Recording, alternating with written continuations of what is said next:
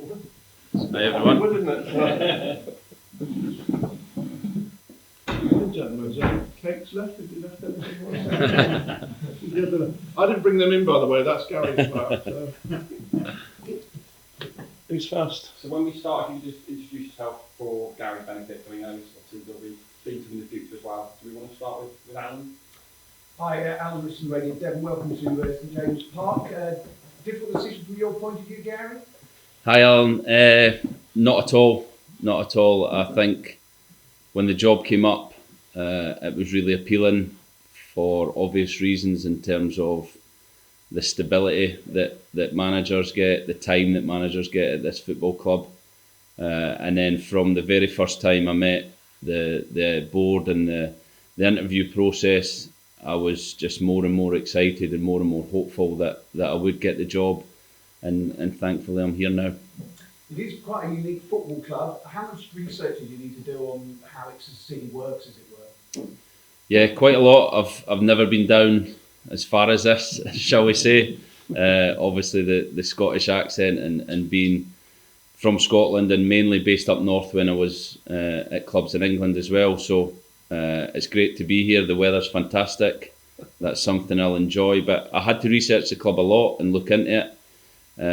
But was pleased at everything I saw in terms of the younger players, the academy. It's something I'm really looking to do whenever I'm at a football club is blood those younger players and develop those younger players.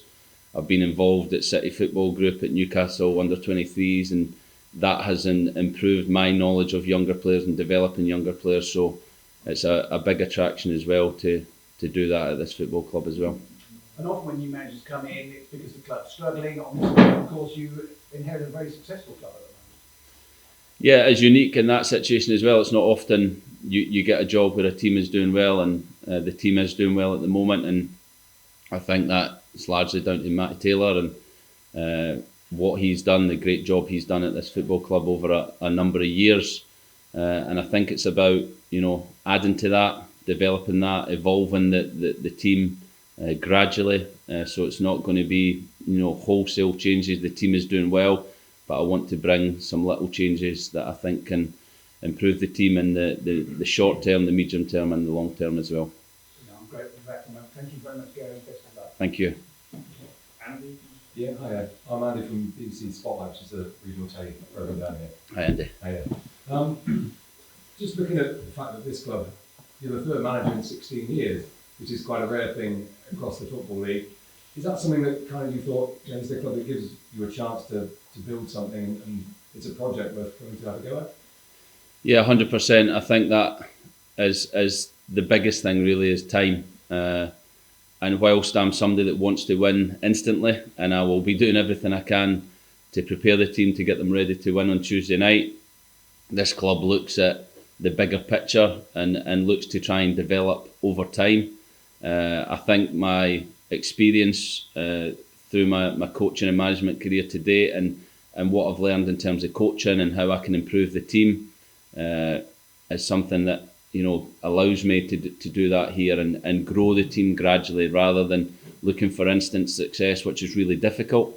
I have the opportunity to gradually develop the team and get a team that can be successful on the pitch. I guess time is something that you haven't really got ahead of the first game because you've pretty much on a coach a bit later on.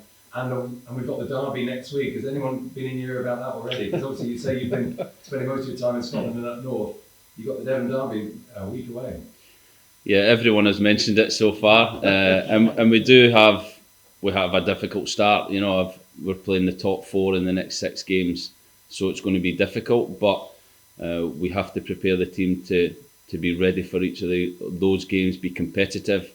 I understand the derby for supporters is the biggest game. I've played in some big derbies, the biggest being obviously the Old Firm up in Scotland. So I understand what it means to supporters to win a derby, and I'm very much looking forward to my first Devon derby next Monday. One for another day, that one. But that's So apart from the fact the job was available, what was it that appealed to you? Just the ethos of the football club. I've had a few jobs now with with different success and failure, and I think that this football club gives you time, and that is something that I think any manager in football will tell you is invaluable. And I think having the opportunity to work with good people and to develop the team gradually and to develop a team that can be successful in this league. It's a league I know well, having probably most of my games as a manager has been in this league. I had success with Wigan in this league, so I know what success looks like, and I know that here, with the support of the football club, with the staff that we already have at the football club, we can do a lot of good things and try and build this team up to be in a position to be successful in this league as well. Does it intimidate you, given that we're supporter owned and we don't have millionaires that can just throw lots of money into a situation? Not at all, no. I think as long as we're all on the same page and we understand that then brings challenges that we have to overcome by developing our own players, coaching well on the grass and getting a real identity as a football team.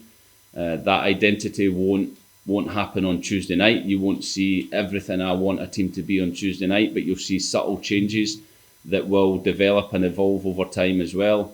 And I think with that you can build a football club that's together and gradually build a team that is capable of achieving success. So a lot of hard work ahead on the grass, a lot of hard work off as well within developing the football club off the pitch as well. But something I am ready for and really looking forward to.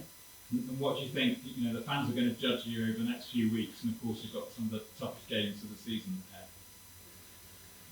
Yeah, I think, look, it's something I've had my whole career, and I've had Saturday afternoons where you're sitting watching Soccer Saturday or out shopping with the missus, and I want to be judged. That is why I want to get back in the game. I want to, 3 o'clock on a Saturday, have that pressure of needing to win a football match. But the next 6 games are going to be difficult.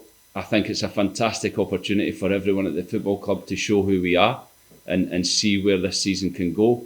But ultimately, I will be judged over a longer period of time. I will be judged over months and years ahead, and that is the challenge that not only the next 6 games, but the challenge that we can develop a football team over the next few years that is capable of being a really successful team in this league. And do you think this model of fan ownership can carry us through? Without doubt, yeah. I think that brings togetherness at the football club. We have Semper Fidelis on the badge. That family, that unity, that togetherness is vital for this football club. So to have the fans as owners, then they are as invested as anyone, and I have to kind of do my best to bring success to them. So I'm very much a part of that family now. I think Alfie from Radio X. Hi, Alfie. The news station. You won League One before as manager for Wigan. Obviously, it's a bit more difficult with Exeter. But is that where you see the team heading? Do you see us challenging promotion spots in the future on you? Yeah, I think my whole career I've been fortunate to be involved in teams that win things. Up in Scotland with Celtic, and when I came to Wigan, I would never have thought that we would have won an FA Cup. So that experience of being the underdog, of achieving, I understand that process and what you have to do. And I think that identity and having a clear identity of who we are and how we're going to win football matches is key. At Wigan, we did things differently to the normal kind of lesser team in the Premier League, and that ultimately allowed us to win an FA Cup. And I think here we have to be similar. We have to be willing to be different. We have to be willing to create our own identity as a football team. That will take time to be visually seen on the pitch week in, week out. But if we do that and we stick to that and we believe in that process, then I firmly believe success can come. I've talked to a couple of the fans, and even though it's only just been announced, they're already happy with your appointment. And I'm sure they'll get behind you, especially in these opening hard games. Are you just excited to step out for the first on the pitch and see a full big bank, full volume first time? I can't wait. I can't wait to see the players and get on the coaching pitch. I think that's where my kind of passion is, and that's where I come alive, working with players, developing players, trying to give them as much information as they can that ultimately they can go out and perform to the best of their ability. So I'm looking forward to that. But yeah, like I said before, we're in football for 3 o'clock or 7:45 kick-off time, and that feeling, that sick feeling you get in your stomach, but it's like a drug, and that's why I'm here to experience those occasions with the supporters of Exeter City. Any further questions for Gary, or does anyone have any questions for you? Oh no. I'm no. I thought this is a nice ride. I'm enjoying this. You carry on. Well, the first one's quite nice, huh? That means there's another one coming. Okay. Just the decision to get Gary, for you, was it quite an easy one coming in? So I know it's a difficult process, but when Gary became available, was it when you thought, we've got a man here? I have to say the way that Gary's referred to it, the process that we went through. We said right at the very beginning that was, of course we'd want to do it instantly, and the club has evolved, as has already been mentioned, massively since 2003, and we were in a different situation all the time. To see the calibre of what came in, and then to see Gary come through that, and also you had a couple of interviews, and by the second time you understood what's behind it, you understand some real detail of what he wanted to do, how he might fit with the club and so on. So it was pretty easy come the end. At the beginning, I was having nightmares about it, thinking, oh my God, this is so we had a good field, which is, what the process was designed to do. But then it's sort of, over time, which is what you would expect over time, when you take some time to look a little bit closer, more detail, the fit looked like, it became obvious. I don't want to say too much because he sat beside me, but yeah, it was pretty obvious. I'll save you all for the Thank you very much. Any further questions? Have you met the team yet? You met the guys?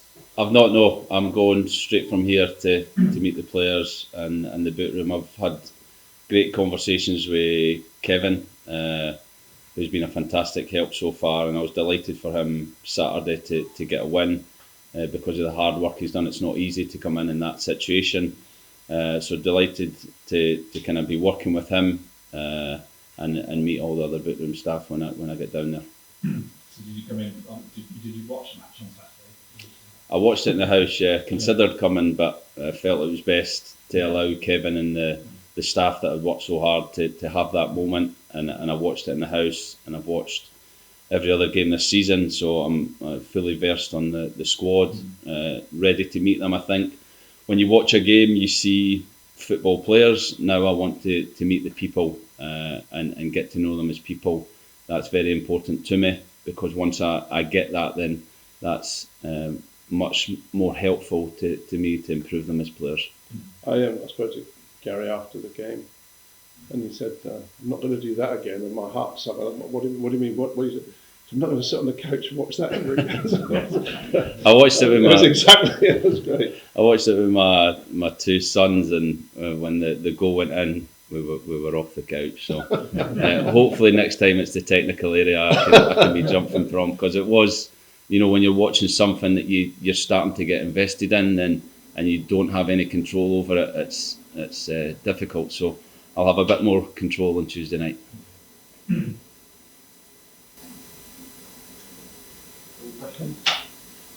I was going to ask you again, Jim, how relieved are you to reach this point of having a fan manager like Gary? Massively. Everybody, as Gary's magnanimously said, Matt did a great job, and that everybody knew it was coming. There wasn't a fan or a member of staff or the boot room or a player that didn't know. It's a shock because you don't know when.